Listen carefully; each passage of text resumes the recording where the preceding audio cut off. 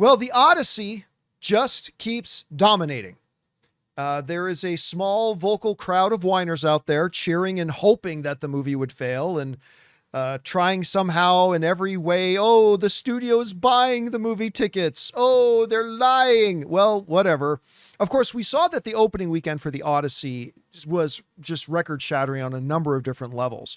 But the question was that I openly was a little bit skeptical about leading into it was, what would its second week be like? Sure, you sell all these tickets for the Odyssey a year in advance, and you get that big hype for the opening of the Odyssey. That's great. How is it going to look on its second weekend after all those people went to go see it? Because just sold out IMAX screens won't cut it. You got to get people into the other theaters as well if you're going to make any kind of a splash. Well, consider my skepticism unfounded, because the Odyssey, without hyperbole, just had one of the greatest second weekends in film history. It made $87 million. By the way, these are the estimated numbers. I'm seeing some reports, I'll wait till later in the day to say this for sure, saying that it was actually $90 million. But we'll go with the 87 for now just to be conservative, okay? That means this movie took a 29.6% drop. To put that in context, every movie, generally speaking, you want it to see come between a 50 and a 60% drop on its second weekend. Any less than 50%, you're popping bottles. Any more than 60, you're a little bit concerned. And the problem is that the bigger your movie opens, the more of a drop it can take, because that means a lot of people already saw it. You guys remember, I think it was Spider-Man No Way Home. It had like a 70% drop on its second weekend, but that was just because like almost $300 million, over $200 million worth of people went to go see it on its opening weekend. Saw it. Right. Yeah. Everybody saw it. So it's not that the movie was a disaster by any stretch, but it just took a little bit of a bigger drop. That's fine. The Odyssey opened over $100 million and it took a 29% drop. To put that into bigger context, the Odyssey is now only the third film in cinematic history to open to over $100 million and drop below 30% on its second weekend. Only 3 films in the history of the industry have ever done that. Wicked did it most recently in 2024, 3 years ago. It opened to 112.5. Second weekend was 81.2, representing a 27.9% drop. Top Gun Maverick did it back in 2022, opened to $126.7 million. Second weekend, $90 million for just a 28.9% drop. And now the Odyssey, with these projected conservative numbers of $87 million on its second weekend at a 29.6% drop. And on top of that, forget films that just opened to over $100 million. As of right now, the Odyssey has just had the 13th biggest box office second weekend in the history of the industry. Like for movies that open to over 100 million, under 100 million, whatever, 13th biggest in history. But again, only a 29.6% drop from weekend 1 to weekend 2. To say that is practically unheard of is not an exaggeration. Again, in the history of cinema, it's only happened 2 other times. And if the actuals come in and that is about $90 million, you could see the Odyssey actually jump up into second place, beating out even Top Gun Maverick. As of right now, after just its second weekend, the Odyssey's made about $640 million worldwide after just its second weekend. So normally that would mean the movie's already profitable, but guys, you know that there's an asterisk on that one with the Odyssey. The Odyssey needs to make more money than most other movies do because of the Christopher Nolan, Emma Thompson tax. Christopher and Emma get 20% gross of the movie, which pushes its break-even point significantly higher. So it still needs to make a couple $100 million just to break even. But That's what it is. Again, though, this is historic. This is a historic second weekend for this film. Kristian, let me ask you this. What is it about the Odyssey? It had a huge opening. It's not like only $30 million worth of people saw it on week one, so a small drop in week two isn't a big deal. A lot of people went to go see it. Clearly, some people are going back for multiple viewings to only have this kind of a drop. Clearly, word of mouth is getting out there, so people are getting out there to see it.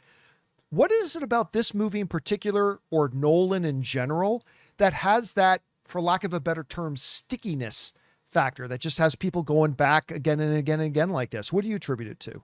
Well, you said it. It's an event film. And when event films happen and people really want to, you see it, and it's outside of the superhero and sci-fi genre, that opens it up to a bunch of different people. It's based off something that we all read in high school, and it's something that people are familiar with. It has big, huge movie stars in it. If you can hit with, it's not always easy to hit with an epic, because epics have tried, and there's been tons of epics that have failed. But True. if you hit with an epic can really, really work. But the other thing that you had said is that it's the word of mouth. It's the buzz with not just the people in our space and people that that are watching this show now, or that are in it, and like look at, like, I used an example for sports. Not everybody's a sports fan, but a lot of people watched the Knicks this year Yeah. because it was that buzz, and it was an event, and it was a thing people were talking about, like what's going on. And that's kind of what happened with this one. I have a friend, his wife hasn't been to the movies in 10 years, hasn't been to the theater. 10 years. Broke the streak with the Odyssey, because it was one of those things that people just want to see what this is about, this buzz, the idea of and there's a reason why Gladiator hit, and the Swords and Sandals, if done well, can really, really hit with audiences, and it did. And it's also what it is about Christopher Nolan is he's the rock star right now. He's the guy. I can't remember if I can't remember who said it. It might but it was last week. I think it was Roca, but he said he's kind of the Spielberg of today.